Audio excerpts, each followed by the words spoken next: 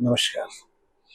हम में से, आप में से बहुत लोग ऐसे हैं जिन्हें पूरे जीवन में बहुत चंद लोग जानते हैं। फिर एक कैटेगरी और आती है जिन्हें उन्हें आसपास के लोग आते हैं, आसपास के एरिया के लोग जानते हैं।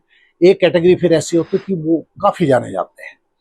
एक वर्ग ऐसा है कि जिसका इतना क्राइटेरिया, इतना विशाल क्षेत्र, इतनी बड़ी पहचान, इतनी बड़ी शोहरत, उन्हें शायद कुदरत बहुत फुर्सत में करके भेजता होगा और वो अब चले जाते हैं, लेकिन उनकी यादें, उनकी उपलब्धियां, उनके उपलब्धियों के आसमान पर वो ऐसे हस्ताक्षर कर जाते हैं कि बरसों तर बरस नस्लें बदलती रहती हैं, वर्ष बदलते हैं, कैलेंडर बदलते हैं, लेकिन उनकी यादें जस की तस रहती हैं।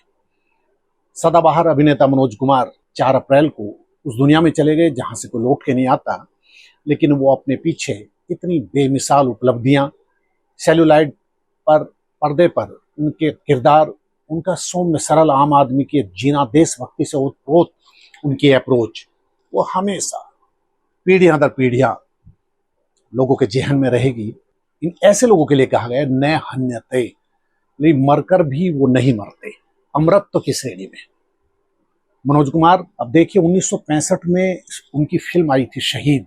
वो डेब्यू तो एक तरीके से करते हैं 1960 के दशक में, और कांच की गुड़िया से उन्हें पहचान मिलती है, लेकिन सबसे बड़ी पहचान जो मनोज कुमार को मिली वो फिल्म थी शहीद, जिन्हें उन्हें उस समय देश आज़ाद होने के बाद की प्रतिक्रियाओं से गुजर रहा था। 1947 में हम आज़ाद हुए, और उसके बाद देश प्रेम का ऐसा जज्बा उस पीढ़ी में जिन्होंने भोगा था, अंग्रेजों के कष्ट सहे, उनके जुल्म सहे और देश को आज़ाद, चंद्रशेखर आज़ाद हो, गांधी हो, नरमपंथी, गरमपंथी, लोकमान्य तिलक, एक लंबी सीरीज, और वो अनाम शहीद जिनके कहीं इतिहास में भी नाम नहीं आए, लेकिन उन्होंने हंसते हंसते भरी जवानी में अपने प्राण न्यौछावर कर दिए। मनोज कुमार बचपन से ही इसी वर्ग के लोगों से प्रभावित रहे, और उन्होंने उसके बाद जो पर्दे पर देश प्रेम को, उस कंटेंट को उतारा, उनके मनोज कुमार के इस मामले में कोई आसपास नहीं ठहरता। अब देखिए 1965 में फिल्म आती है शहीद, और उसका गाना मेरा रंग दे बसंती चोला, आज भी वो उतना ही लोकप्रिय, उतना ही प्रासंगिक, आज भी आप गुनगुना सकते हैं उसे। देखिएगा, वो उस दौर में ले जाता है आपको। मेरा रंग दे बसंती चोला, शहीद शहादत पर भगत सिंह, चंद्रशेखर आज़ाद, और उस समय का जो काल था, वो इतनी गजब की फिल्म मनोज कुमार को वो भारत कुमार बना गई। बाद के वर्षों में उन्होंने इसी रंग को और गाढ़ा किया है, और मनोज कुमार को याद करने का मतलब ही ये है कि आप देखिए उनकी उपकार, देखिए पूरा पश्चिम देखिए उनकी, और एक तरीके से कहा जाए कि उनकी जो लास्ट फिल्म जो हिट रही ट्रेजेडी किंग दिलीप कुमार के साथ, क्रांति, वो भी देश प्रेम पर आधारित थी। हिट फिल्म की बात कर रहा हूं, आखिरी हिट फिल्म क्रांति थी। उसके बाद उन्होंने फिल्में की, अपने बेटे के लिए बनाई, भतीजे के लिए बनाई, लेकिन आखिरी हिट फिल्म क्रांति थी, और वो भी देश प्रेम पर। और उनके जो आइडियल थे दिलीप कुमार, उनके साथ काम करना और अपने निर्देशन में काम करना, उनके साथ वो पहले भी काम कर चुके थे, लेकिन एज ए डायरेक्टर अपने डायरेक्शन में उस ट्रेजेडी किंग को, उस महानतम अभिनेता को डायरेक्ट करना उनका सपना था, वो पूरा किया, और फिल्म सुपरहिट होनी थी। शत्रुघ्न सिन्हा थे, शशि कपूर थे, हेमा मालिनी थी, मेरा चना जोर गरम, और जिंदगी की न टूटे लड़ी, बड़े काफी बाकी फिल्मों का मनोज ने, आप देखेंगे हैरत की बात कि उन्होंने अपने लंबे 4 दशक लंबे, 5 दशक लंबे करियर में मात्र 45 फिल्में की। आप देख सकते हैं कि वो शख्स कितना चूजी और अपने किरदार को लेकर कितना गंभीर रहे होंगे। अब देखिए आपको कि एक वाकया, बहुत प्रख्यात फिल्म समीक्षक मनोज कुमार, उनके बहुत करीबियों में से रहे हैं, प्रदीप सरदाना जी, उनसे हमने आज बातचीत की, और वो बताते हैं कि वो जितना पर्दे पर आम आदमी की पीड़ा, संघर्ष, उसकी मुश्किलें उतारते थे, उनका कैमरे की उनकी जानकारी भी उतनी, उस दौर में जब टेक्निकली इतनी स्ट्रॉन्ग नहीं थे। आप देखिए रोटी कपड़ा और मकान देखिए, उस दौर में उन्होंने महंगाई की, अब से 4 दशक पहले वो बात करते हैं, महंगाई मार गई, बाकी कुछ बचा तो महंगाई मार गई। ये देखिए सोच, अप्रोच देखिए उस आदमी की, वक्त से आगे का डायरेक्टर प्रदीप सरदाना बताते हैं। और प्रदीप याद करते हैं उनकी एक तरीके से 92 में पद्मश्री मिली उन्हें, और जब 16 में अस्वस्थ थे, व्हीलचेयर पर आए दिल्ली, प्रणब मुखर्जी तत्कालीन राष्ट्रपति थे, उन्होंने उन्हें दादा साहब फाल्के अवार्ड दिया। और ये हमारे देश का दुर्भाग्य है कि जब महान कलाकार को उनकी अदाकारी, उनकी उपलब्धियों से नवाजा जाना चाहिए, उस समय उनकी याद आती है जब उनकी मेमोरी, उनकी वो शिथिल होने लगते हैं। और उस अवार्ड के ईमानदारी से देखे तो कोई मायने नहीं बचते। क्या एहसास के साथ शशि कपूर के साथ भी ऐसा हुआ। बताना पड़ रहा है, शशि शायद पहचान भी नहीं पाएंगे कि भाई ये इस अवार्ड, इतने बड़े अवार्ड की फीलिंग कैसे मैं एक्सप्रेस कैसे करूं। अस्वस्थ है शशि कपूर भी, यही मनोज कुमार का हुआ। लेकिन इन अवार्ड और इन उपलब्धियों और इन सब से इतर मनोज कुमार यदि याद किए जाएंगे तो अपने उस स्टाइल के लिए एक अलग तरीके का मैनरिज्म जिया उन्होंने। वो मुंह पर हाथ रख के उनकी स्टाइल और उनकी, दिलीप कुमार उनके वो जबरदस्त फैन रहे। 1949 में एक फिल्म आती है शहादत, दिलीप साहब की, और शबनम, 1949 में शबनम रिलीज होती है और मनोज कुमार दीवानगी उनकी देखिए, क्लाइमैक्स 27 बार वो इस शबनम फिल्म को देखते जाते हैं। दिलीप कुमार से शुरू, दिलीप कुमार पर खत्म, दिलीप कुमार जैसा ही बनूंगा। और देखिए इत्तेफाक कि उन पर प्रभाव भी, लोग आलोचना भी करते थे इस बात की कि भाई कॉपी करते हैं दिलीप की मनोज कुमार। तो एक बार उन्होंने अपने एक इंटरव्यू में कहा भी कि यदि मैं दिलीप साहब की 5% भी कॉपी करने में सफल रहा हूंगा तो मैं इसे अपने जीवन की, अपने करियर की, अपनी अदाकारी की बहुत बड़ी अचीवमेंट मानूंगा। अब देखिए, उन्हीं दिलीप साहब को वो क्रांति में डायरेक्ट करते हैं, बड़ी मुश्किल से मनाते हैं दिलीप साहब को और फिल्म हिट हो जाती है। अब देखिए कि 87 साल की उम्र में मनोज चले गए हैं, लेकिन उनका इतनी उपलब्धियों का, 45 फिल्मों का आप यदि विवेचना करेंगे तो उनकी मैक्सिमम फिल्म हिट रही है। और सबसे बड़ी बात मनोज की ये कि उनका फिल्मों का संगीत बहुत उच्च स्तर का, उनका विजन देखिए कैमरे का, रोटी कपड़ा मकान देखिए, पूर्व और पश्चिम देखिए, उपकार देखिए सुपरहिट, सन्यासी देखिए, सोहनलाल कंवर की फिल्म थी बेईमान, बहुत सुपरहिट हुई, प्राण जो है ये देखिए आपके भी, उनका जीने का सोच। और इसे उनकी फिल्म शोर का वो गाना आज भी कालजयी फिल्मों गीतों में शुमार किया जाता है, संतोष आनंद ने लिखा था।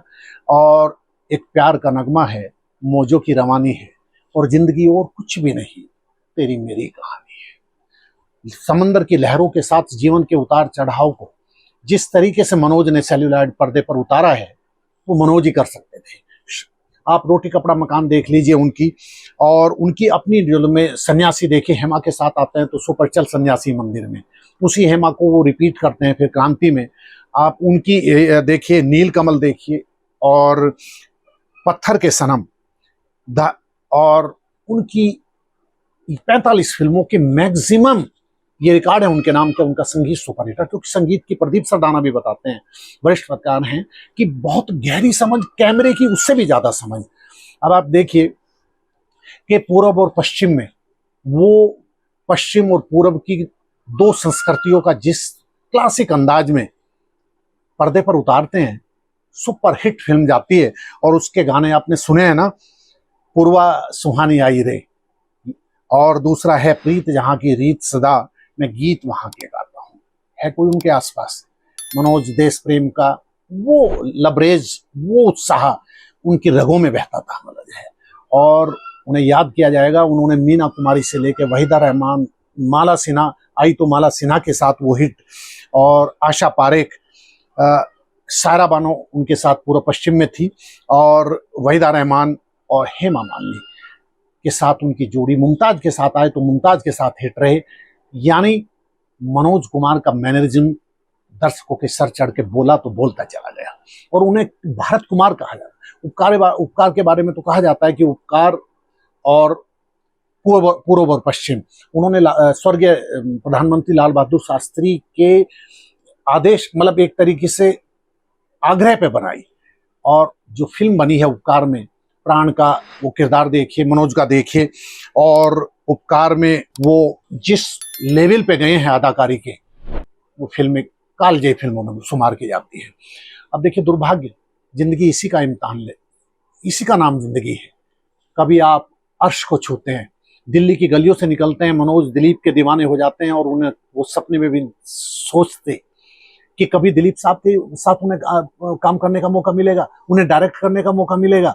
लेकिन जो लोग सपने देखते हैं, खुली आंखों से देखते हैं, उनके सपने सच होते हैं। मनोज ने यही किया। हरिकृष्ण गोस्वामी नाम का शख्स, मूल नाम उनका ये था कि लेकिन दिलीप के दीवाने ऐसे कि नाम मनोज कुमार रख लिया। और मनोज कुमार फिर ऐसे देश प्रेम के रंग में डूबे, मेरा रंग दे बसंती चोला, है प्रीत जहां की रीत सदा, और मतलब उनके कालजयी गाने देखिए आप, कि उस बिना पे वो भरत कुमार कहे जाने लगे। और जब जिंदगी इम्तिहान लेती है तो इस कदर लेती है। क्रांति के बाद मनोज कुमार का सूरज डूबने लगा।